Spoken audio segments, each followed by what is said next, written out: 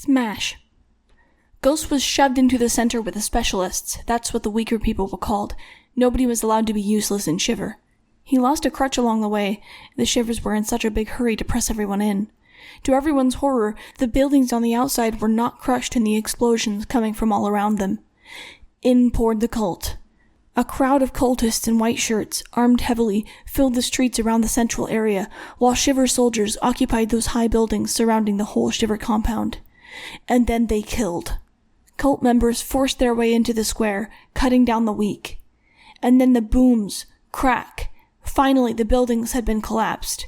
Rubble and piles of sheet metal and glass ripped down into the cultists and some of their specialists. Most of their enemies were trapped in the street, being rained on with boulders of rubble. Shivers had been raking piles of the stuff to the insides of the buildings for a while. A woman to Ghost's left was hit with a shard of glass. It sliced through her eyelid and stuck into her cheek. The world was crumbling in on them all.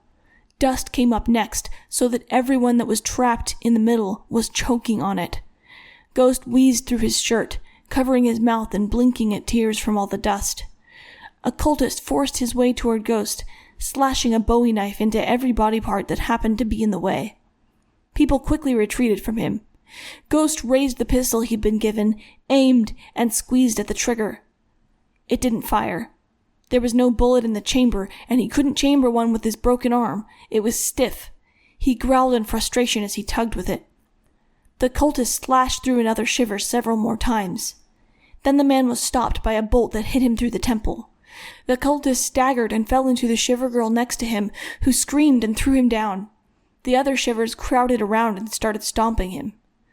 As the dust cleared, Ghost could see only 25 or so very injured cultists left, shooting and slashing their way into the specialists. It was an extremely effective collapse, which barely harmed any Shivers and decimated the cult attackers. It had to be a calculated collapse.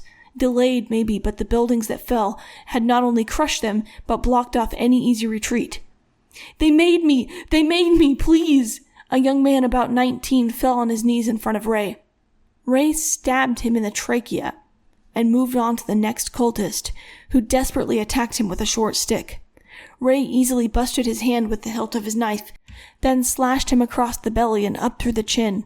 He pushed the staggering cultist to the ground and moved on to the next one. Ghost stared, shocked. This could be nothing but an intentional massacre. They'd attacked, pretended to run, and drawn them into a dangerous trap.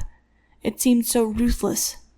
The Shivers continued their attacks, even now that the cultists were kneeling, begging for their lives.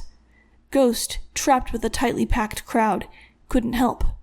It took a few minutes for Shiver to kill every one of the cult members that had followed them in. They lay on the ground dying for a long time, though, and the Shivers took that time to loot them and start cleaning out the rubble from the walkways on the ground. It took days to haul out and dump the bodies.